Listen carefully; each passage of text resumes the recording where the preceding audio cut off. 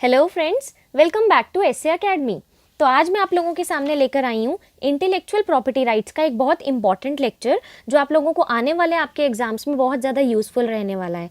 आज हम पढ़ेंगे इंडस्ट्रियल डिज़ाइंस के बारे में, जिसमें बहुत ज़्यादा इंपॉर्टेंस रखता है द डिज़ाइंस एक्ट ऑफ 2000। ये बताने से पहले मैं आपको बताना चाहूँगी इंटेलेक्चुअल प्रॉपर्टी राइट्स के बारे में। और अगर अभी तक आपने चैनल को सब्सक्राइब नहीं किया है तो जल्दी से कर दीजिए और वीडियो पूरी सुनिएगा और पसंद आए तो लाइक ज़रूर कीजिएगा। इंटेलेक्चुअल प्रॉपर्टी राइट्स होते हैं वो लीगल राइट्स जो हमें किसी भी इंडस्ट्रियल, साइंटिफिक, लिटरेरी या आर्टिस्टिक फील्ड में हमारी कोई ऐसी एक्टिविटी हो जो हमारा इन्वेंशन हो, उसके थ्रू हमें ये लीगल राइट्स मिलते हैं। ऐसी कोई चीज़ जिसमें हमने अपना खुद का ह्यूमन ब्रेन अप्लाई किया हो, उस पर हमें लीगल राइट्स मिलते हैं, जिसे इंटेलेक्चुअल प्रॉपर्टी राइट्स कहा जाता है।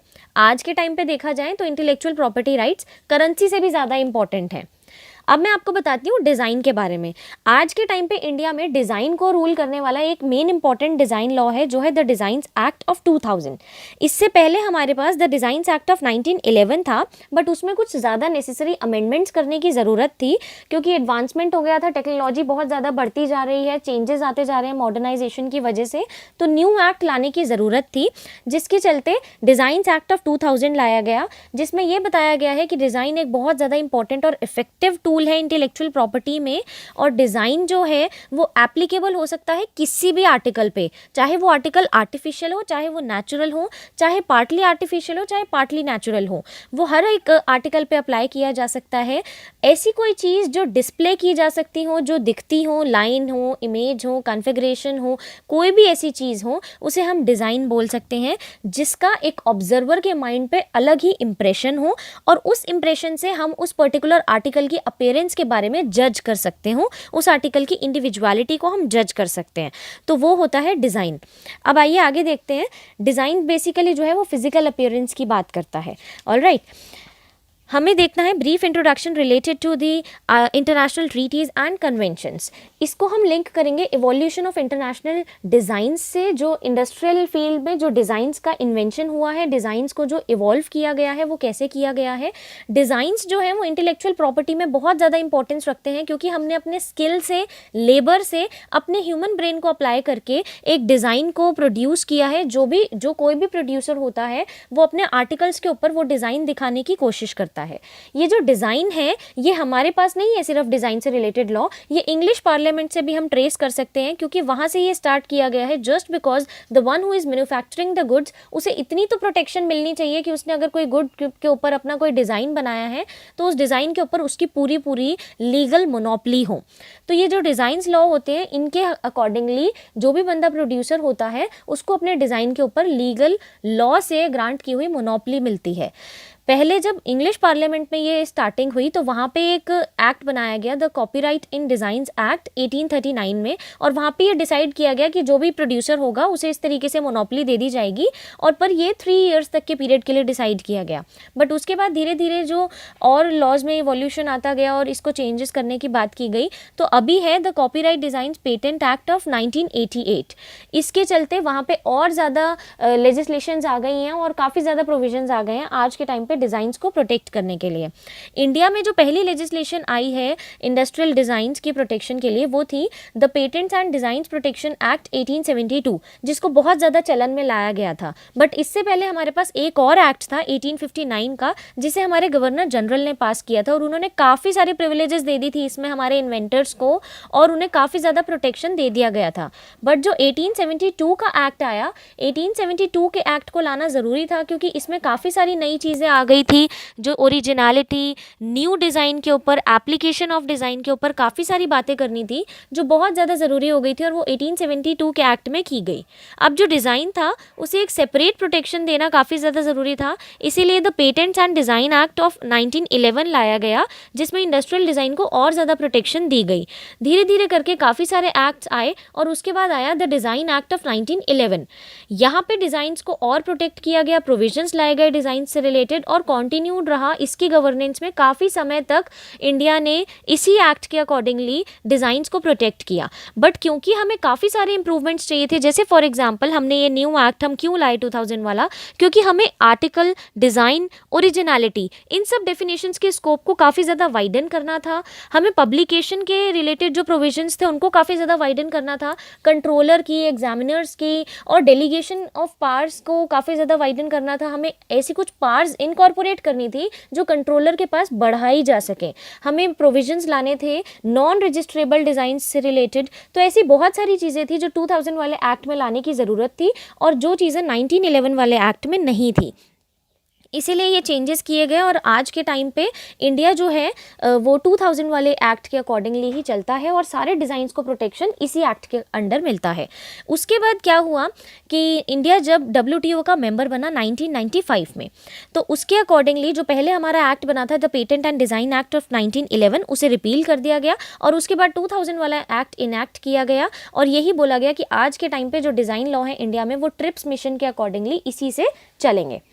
आइए नेक्स्ट टॉपिक देखते हैं, definition which is under section 2 of this act. Definition क्या कहती है कि डिज़ाइन जो है इसका मतलब है कोई भी ऐसा फीचर जो शेप हो, कन्फिग्रेशन हो, पैटर्न हो, ऑर्नामेंटेशन हो, लाइंस हो, कलर्स हो, किसी भी आर्टिकल के ऊपर हो सकता है, डजेंट मैटर। आर्टिकल जो है वो 2 डायमेंशनल भी हो सकता है और 3 डायमेंशनल भी हो सकता है। वो किसी भी तरीके से बना हो, whether it is any industrial process, whether it is manual, mechanical और it is chemical procedure, whether वो आर्टिकल सेपरेट है या कंबाइंड है, doesn't matters.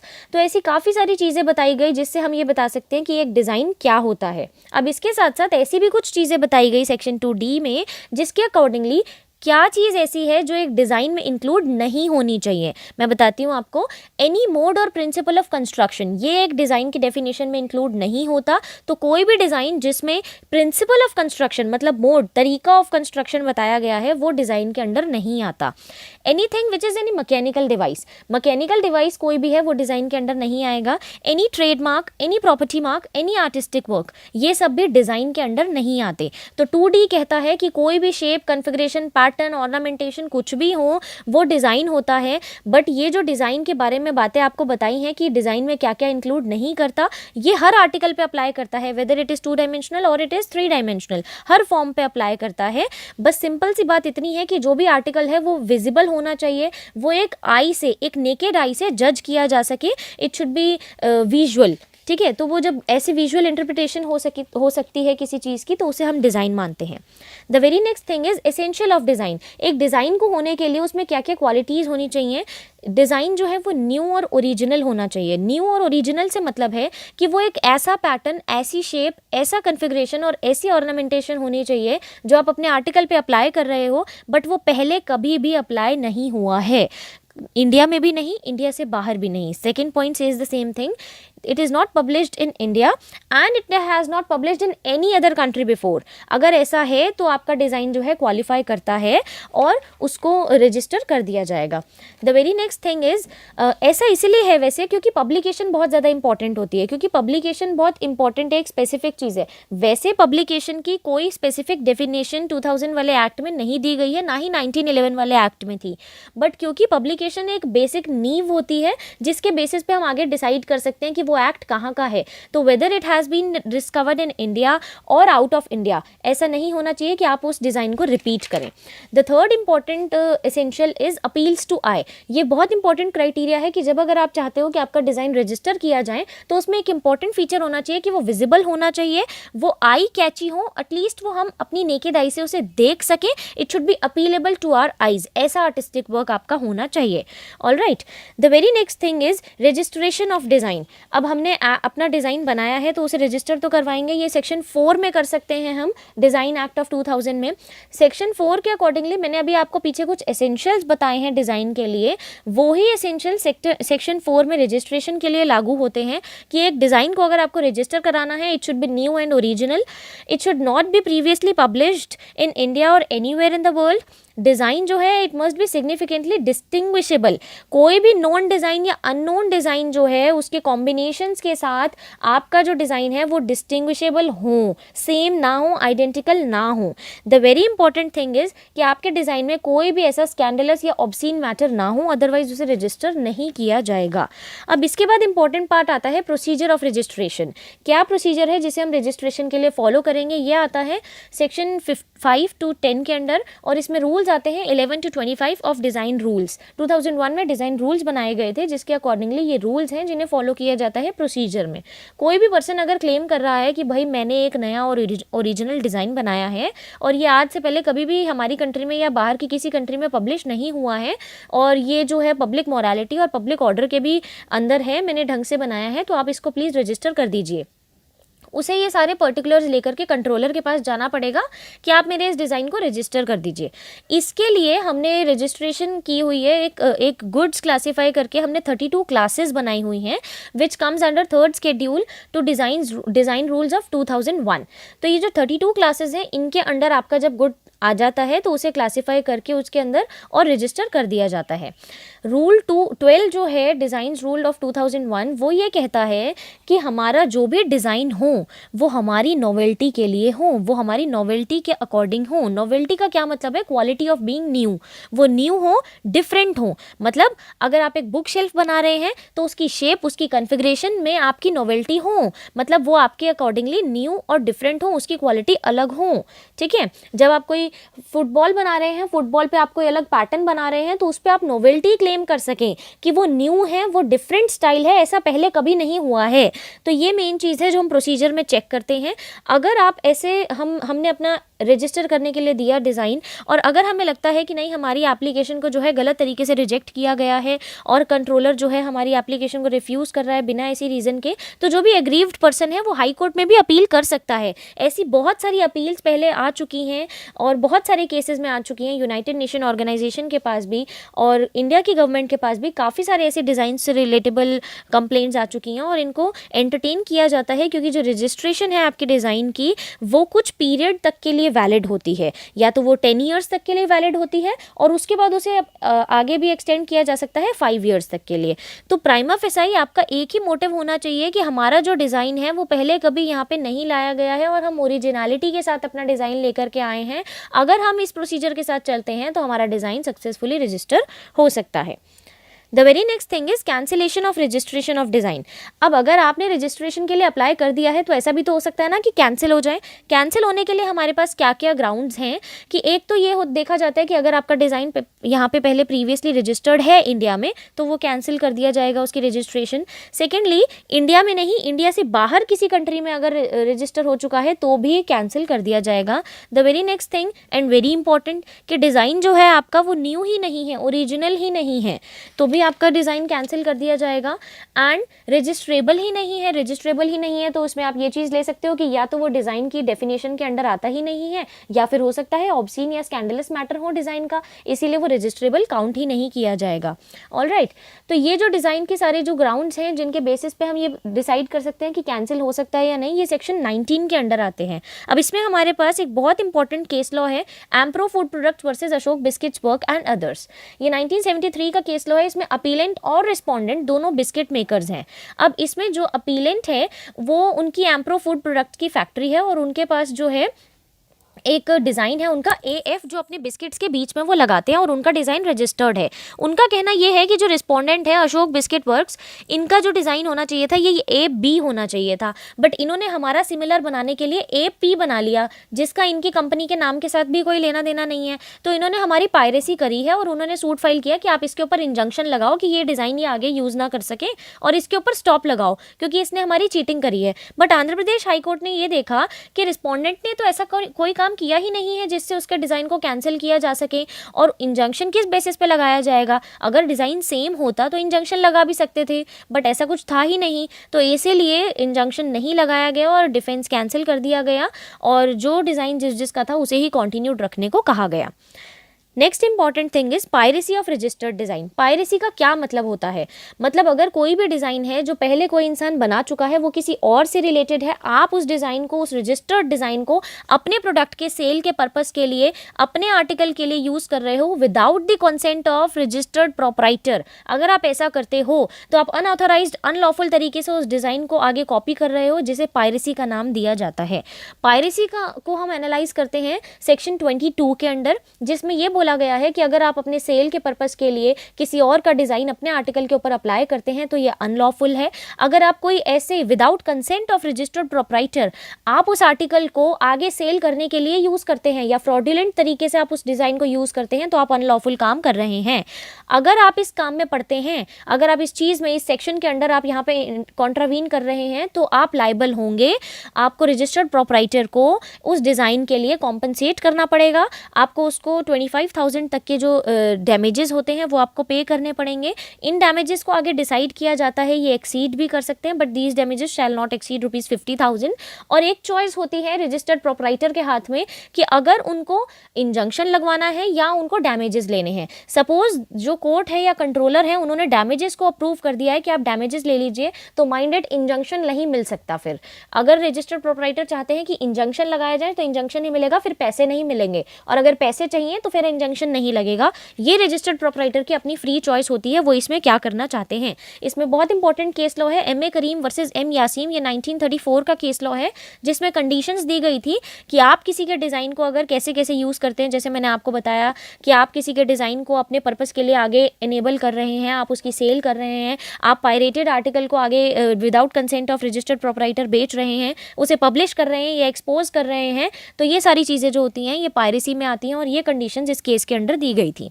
Next very important case law here is calico printers association limited versus DN. Mukherjee. ये 1936 का case law है। इसमें यह बोला गया था कि अगर आप ये चाहते हैं कि भाई मैं बोलूँ मेरे साथ ना पायरेसी हुई है मेरे डिज़ाइन के साथ, तो मुझे उसे प्रूव करना पड़ेगा। उसे प्रूव करने के लिए मुझे क्या क्या उसके लिए फैक्टर्स ध्यान में रखने चाहिए कि सबसे पहले तो मेरे पास कॉपीराइट होना चाहिए अपने डिज़ाइन का। सेकेंडली मैं ये देखूँ कि भाई मेरा जो डिज़ाइन है ना वो फ्रॉडुलेंट तरीके से पायरेट किया गया है, मैं इस चीज़ को प्रूव कर सकूँ। The very next thing is कि मेरे पास लाइसेंस होना चाहिए अपने डिज़ाइन का। अगर मेरे पास लाइसेंस नहीं है तो मैं उस चीज़ को आगे उसकी कंप्लेंट नहीं कर सकती। और ये भी मुझे ध्यान रखना होगा कि वो जो आगे वाला बंदा है, जो मैं जिसके ऊपर मैं ये क्लेम कर रही हूँ कि वो मेरे डिज़ाइन को पायरेट कर रहा है, उसके पास लाइसेंस है या नहीं। अगर उस इंसान के पास लाइसेंस है, अगर उसके पास मेरा कंसेंट नहीं है, तो ही उसने पायरेसी करी है। Suppose that person is having licence, that person is having consent of registered proprietor, तो उसने पायरेसी नहीं करी है। तो मुझे ये सब बातों को ध्यान रखना पड़ेगा, तभी मेरी बात मैं प्रूव करवा सकती हूँ। Next important thing is remedy. अब मेरे साथ चीटिंग हुई है तो मैं रेमेडी तो क्लेम करूंगी ही। ये आता है सेक्शन 22 के क्लॉज 2 में। रेमेडीज जो है हमारे पास सिविल रेमेडीज ही अवेलेबल हैं, क्रिमिनल रेमेडी इस केस में हमारे पास अवेलेबल नहीं होती। सिविल रेमेडीज हमारे पास क्या क्या है? इंजंक्शन, डैमेजेस और compensation and delivery of infringing articles. Injunction का मतलब होता है इंटरलोक्यूटरी इंजंक्शन। इसका मतलब है कि जब तक केस चल रहा है, जब तक जजमेंट नहीं आती, तब तक रोक दिया जाएगा कि तब तक आप उस चीज़ को फर्दर यूज नहीं कर सकते हैं। तो प्लेंटिफ को बट प्राइमा फेसाई ये प्रूव करना पड़ेगा कि भाई, क्योंकि बर्डन ऑफ प्रूफ उसके ऊपर होता है, तो उसे प्राइमा फेसाई ये प्रूव करना पड़ेगा कि ये डिजाइन मेरा है, इसकी ओरिजिनलिटी मेरे पास है और चीटिंग की गई है, तभी इंटरलोक्यूटरी इंजंक्शन ग्रांट किया जाता है। नेक्स्ट इज डैमेजेस और कॉम्पनसेशन। डैमेजेस और कॉम्पनसेशन में आई हैव टोल्ड यू कि 25,000 तक का डैमेज दिया जाता है, विच शैल नॉट एक्सीड टू 50,000, और उसके लिए उनके पास चॉइस होती है जो रजिस्टर्ड प्रोप्राइटर है कि डैमेजेस चाहिए या इंजंक्शन चाहिए। अगर डैमेजेस अप्रूव हो जाते हैं तो फिर इंजंक्शन नहीं मिलता। Next thing is delivery of infringing articles. Delivery का क्या मतलब है कि जो भी रजिस्टर्ड प्रोप्राइटर है उसे ये चीज़ प्रूव करनी होगी कि मेरे पास ये जो रजिस्टर्ड डिज़ाइन है, ये मेरे पास जिस भी गुड के लिए था वो for the purpose of sale ही था। अगर for the purpose of sale नहीं होता है तो इस केस में यहाँ पर रेमेडी ग्रांट नहीं हो पाती है। यहाँ पे बहुत इंपॉर्टेंट केस लॉ है calico printers association versus Swami and company. ये 1939 का केस लॉ है, जिसमें ये प्रिंसिपल्स बताए गए थे कि किस तरीके से on what basis interlocutory injunction grant किया जाएगा, क्या रेमेडी दी जाएगी। The next very important and landmark case here is Bharat glass tube limited versus Gopal gas works limited. ये 2008 का केस लॉ है। इसमें रजिस्टर जो रिस्पोंडेंट हैं उनके पास रजिस्टर्ड डिज़ाइन था और वो जो है डायमंड शेप की ग्लास शीट्स बनाते थे अंडर डिज़ाइंस एक्ट ऑफ 2000 उन्होंने रजिस्टर्ड करा रखा था। रिस्पोंडेंट ने ये बोला कि मेरे पास होलसेल राइट है, मैं ये मैन्युफैक्चर करता हूँ, ग्लास शीट्स की मार्केट अच्छी है मेरे पास और ये डिज़ाइन मेरा रजिस्टर्ड है और इस डिज़ाइन को कॉपी किया है अब सामने वाली पार्टी ने, गोपाल ग्लास वर्क्स लिमिटेड ने। तो ये आप जो है इनको बोलिए। अब क्या होता है इसमें कि जो अपीलेंट है उन्होंने एक एप्लीकेशन फाइल कर दी डिज़ाइन एक्ट 2000 के अंडर और उन्होंने ये बोला कि जो रिस्पोंडेंट है इन्होंने मेरा डिज़ाइन कॉपी किया है, ये डिज़ाइन पहले प्रीवियसली पब्लिश हो चुका है इंडिया में भी और अब्रॉड में भी, एविडेंट है, आप देख सकते हैं, उन्होंने डॉक्यूमेंट्स भी दिखा दिए। अब जो रिस्पोंडेंट है उन्होंने ये बोला कि भाई ये तो हमने तो रोलर प्रिपेयर, ये जो शीट है, ये जो ग्लास शीट है, it is prepared out of these rollers. तो जो जर्मन कंपनी है जो रोलर्स को मैन्युफैक्चर करती है वो सिर्फ रोलर देती है ना, वो उसमें से शीट थोड़ी बना के देती है। तो उन्होंने ये चीज़ बोली कि रोलर के ऊपर आपका डिज़ाइन है ना, शीट के ऊपर आपका डिज़ाइन थोड़ी है। तो इस बात के कंटेंशंस जो उन्होंने सामने रखे, तो इसमें जो कंट्रोलर था उन्होंने पहले तो दो बातों को ये डिसाइड किया कि जो रिस्पोंडेंट है उन्होंने रिस्पोंडेंट के अगेंस्ट डिसीजन दिया। उन्होंने ये बोला कि जो डिज़ाइन की रजिस्ट्रेशन है वो कैंसिल कर दी एंड उन्होंने ये बोला कि क्योंकि टेक्निकल रीजंस के अकॉर्डिंगली हम ये देख सकते हैं कि जो रिस्पोंडेंट है उन्होंने अपील भी फाइल करी है हाई कोर्ट के सामने, कैलकाटा में उन्होंने अपील फाइल कर दी थी, तो उन्होंने उनका जो रजिस्ट्रेशन कैंसिल कर दिया था उसके लिए अपील की मंजूरी दे दी और ये बोला कि क्योंकि टेक्निकल इश्यूज़ हैं तो मैं इस आपके जो मेन प्रॉब्लम है कि ये पब्लिक में यूज़ हो चुका है या प्रायर ये रजिस्टर्ड है या नहीं, इसके ऊपर मैं डिसीजन नहीं दूंगा। उसके बाद सुप्रीम कोर्ट ने ऑब्जर्व किया और सुप्रीम कोर्ट ने 2000 के एक्ट के अकॉर्डिंगली ये चीज़ बोली कि जो ऑब्जेक्टिव है मेन 2000 एक्ट का हमारा, वो ये ऑब्जेक्टिव है, अगर किसी इंसान ने अपनी लेबर लगाई है, अपने स्किल्स लगाए हैं, ह्यूमन ब्रेन से कोई डिज़ाइन बनाया है तो उसे प्रोटेक्शन दी जाए। तो इसीलिए होलसेल एम है और इस होलसेल एम को हम जो है यहाँ पे डिट्रॉइट नहीं होने देंगे। और जो अगर एक्ट ऐसा जो है जो डिज़ाइन जो पहले रजिस्टर हो चुका है तो उस डिज़ाइन के रजिस्टर होने के बावजूद भी हम किसी आगे फर्दर डिज़ाइन को कंटिन्यू नहीं होने देंगे। बट उन्हें इस केस में कोई ऐसा मेरिट मिला ही नहीं, तो उन्होंने ये बोला कि मैं इस अपील को तो सबसे पहले यहाँ पे डिसमिस करता हूँ और इसके ऊपर मैं कॉस्ट भी लगाऊंगा 50,000 रुपये, क्योंकि मुझे यहाँ पे कोई भी ऐसा मेरिट नहीं दिखा। डिज़ाइन के ऊपर क्वेश्चन उठ ही नहीं सकता क्योंकि रोलर मैन्युफैक्चर हो रहा है, ग्लास शीट मैन्युफैक्चर नहीं हो रही है। ठीक है, तो यहाँ पे सुप्रीम कोर्ट ने अपना यहाँ पे मेन डिसीजन दिया। अब इसके बाद हमारा वेरी नेक्स्ट इंपॉर्टेंट टॉपिक है overlapping between design copyright and design trademark. यहाँ पे हमें पढ़ना है डिज़ाइन और कॉपीराइट के बीच में डिफरेंस एंड डिज़ाइन और ट्रेडमार्क के बीच में डिफरेंस। तो अब डिज़ाइन और कॉपीराइट के बीच में सबसे पहला डिफरेंस ये होता है कि डिज़ाइन जो है वो हमारे पास एक एक्सक्लूसिव राइट है जिसके ऊपर हमारी पूरी मोनोपोली होती है। कॉपीराइट जो होता है वो सिर्फ कॉपीइंग से हमें बचाता है। डिज़ाइन जो है वो एक्सक्लूसिव राइट होता है, उसकी हमारी कंप्लीट मोनोपोली होती है। नेक्स्ट थिंग, डिज़ाइन जो है उसे रजिस्टर कराना पड़ता है, कॉपीराइट जो है वो ऑटोमेटिकली मिल जाता है। डिज़ाइन जो है उसमें ओरिजिनलिटी और नोवेल्टी का होना ज़रूरी होता है। कॉपीराइट जो होता है ये मेन क्राइटेरिया होता है और इसमें प्रोटेक्शन, हमें ओरिजिनलिटी के लिए कोई प्रोटेक्शन की ज़रूरत नहीं होती, ये ईजिली हमारी नोवेल्टी के हिसाब से ही हमें मिल जाता है। डिज़ाइन कुछ सालों तक ही होता है, 10 साल तक, या फिर उसके बाद 5 साल एक्सटेंड किया जा सकता है। बट जो कॉपीराइट होता है वो हमें अराउंड 60 ईयर्स तक के लिए मिलता है। डिज़ाइन जो है वो सिर्फ एक ही प्रोडक्ट के लिए होता है जिस प्रोडक्ट के लिए हमने उसे रजिस्टर कराया है, बट कॉपीराइट प्रोडक्ट स्पेसिफिक कभी भी नहीं होता, mind it. The very next difference is difference between trademark and design. Trademark जो होता है वो एक ऐसा सिग्नल होता है जो एक कंपनी की, एक मैन्युफैक्चरर की, एक प्रोड्यूसर की आइडेंटिटी बताता है। तो वो उस डिज़ाइन के लिए, उनकी डिज़ाइन के ऊपर पूरी आइडेंटिटी है, वो उनका खुद का डिज़ाइन है, ये ट्रेडमार्क बताता है, ये कन्वे करता है। बट जो डिज़ाइन है, डिज़ाइन ये रिवील नहीं करता कि उसकी आइडेंटिटी क्या है। Design is just an eye catchy appeal, वो सिर्फ एक अपील देता है, एक विजुअल ऑब्जर्वेंस होती है, एक इलस्ट्रेशन होती है कि वो कैसी चीज़ दिखाना चाहते हैं। तो डिज़ाइन कभी भी कंपनी के बारे में या कंपनी के मालिक के बारे में या प्रोड्यूसर या मैन्युफैक्चरर के बारे में कुछ नहीं बताता। एक एग्जांपल देती हूँ मैं आपको इसका कि हम बहुत सारे टूथब्रशेस देखते हैं कोलगेट कंपनी के या पेप्सोडेंट कंपनी के, उनके ऊपर कोलगेट और पेप्सोडेंट जरूर लिखा होता है क्योंकि वो उनका ट्रेडमार्क होता है। बट आप देख सकते हैं कि जो टूथब्रशेस का डिज़ाइन होता है वो डिज़ाइन अलग अलग होता है क्योंकि वो अपना डिज़ाइन चेंज कर सकते हैं, बट वो हर डिज़ाइन के ऊपर अपना ट्रेडमार्क तो लगाएंगे ना, क्योंकि उन्हें अपनी आइडेंटिटी दिखानी है। This is the basic difference between the trademark and the design. I hope all the concepts are crystal clear to you. अगर फिर भी आपको कोई प्रॉब्लम होती है तो आप कमेंट बॉक्स में अपने क्वेश्चंस और सजेशंस डाल सकते सकते हैं। अगर आपको इस टॉपिक के कंप्लीट हैंड रिटन नोट्स चाहिए बाय मी तो आपको मेल करना होगा। डिस्क्रिप्शन में आपको आईडी दी गई है, आप उस पर मेल कर सकते हैं। वीडियो पसंद आई है तो लाइक ज़रूर कीजिएगा, शेयर कीजिएगा और बेल आइकन प्रेस करना मत भूलिएगा। आगे आने बहुत सारे वीडियोज़ आपको बहुत ज़्यादा यूजफुल रहने वाली हैं। Thank you for watching friends.